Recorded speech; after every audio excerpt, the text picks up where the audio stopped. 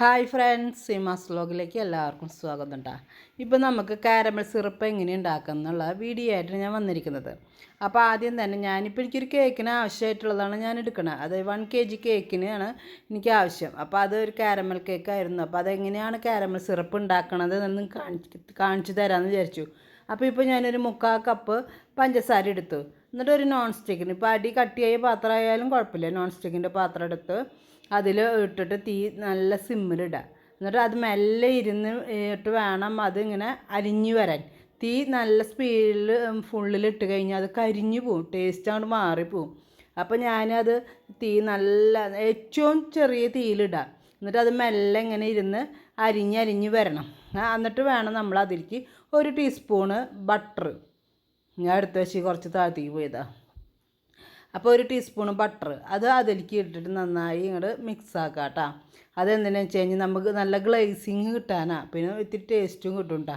അത് കഴിഞ്ഞിട്ട് ഞാൻ അതിലേക്ക് ഇപ്പോൾ 3/4 കപ്പ് പഞ്ചസാര എടുത്തത് കൊണ്ട് 3/4 കപ്പ് തന്നെ സിറപ്പ്, മറ്റേ ഇതെടുത്ത് എന്താ പറയുക, ക്രീം, അതായത് കേക്കിന് ക്രീമില്ലേ, അത് ഞാൻ 3/4 കപ്പിന് എടുത്തു കേട്ടോ.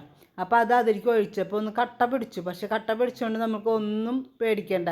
അത് തീ ഇങ്ങനെ, അപ്പോൾ ആ സമയത്ത് തീ ഇത്തിരി കൂട്ടിയിടാം. അപ്പോൾ ആ കട്ട പിടിച്ചത് പെട്ടെന്ന് അങ്ങോട്ട് അലിഞ്ഞു കേട്ടോ.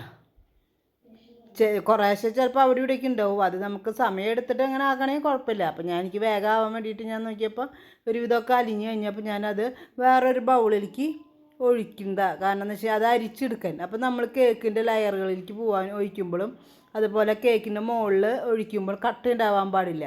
അപ്പോൾ അതിന് വേണ്ടിയിട്ട് അത് നന്നായി നമ്മൾ അരിച്ചെടുക്കാം കേട്ടോ. പിന്നെ ഇത് ചൂടാറിയിട്ട് വേണം നമുക്ക് കേക്കിലേക്ക് ഉപയോഗിക്കാൻ.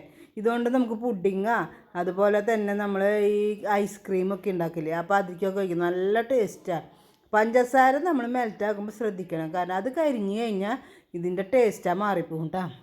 അപ്പോൾ ഞാനതങ്ങനെ അരിച്ച് കഴിഞ്ഞിട്ട് അതിൽ ചെറുതായിട്ട് കണ്ടപ്പോൾ ഒന്ന് ഇതാക്കാൻ നോക്കി, അതിങ്ങനെ വടിച്ച് ഉണ്ടാകാൻ നോക്കിയിട്ട്, പക്ഷെ അത് കിട്ടണില്ല. എന്നിട്ട് അത് ചൂടാറാൻ വയ്ക്കുക. അപ്പോൾ ചൂടാറുമ്പോൾ ഇത്തിരി കട്ടിയാവും കേട്ടോ. അപ്പോൾ അതാണ് നമുക്ക് കറക്റ്റ് അതിൻ്റെ ക്രീമിൻ്റെ ഒരു ലെവലിലെത്തുക. ഇങ്ങനെയാണ് നമ്മുടെ സിറപ്പ് ഉണ്ടാക്കുക, കാരമൽ സിറപ്പ് ഉണ്ടാക്കുന്നത്. അപ്പോൾ വീഡിയോ ഇഷ്ടമായ ലൈക്ക് ചെയ്യുക, സബ്സ്ക്രൈബ് ചെയ്യുക, ഷെയർ ചെയ്യുക.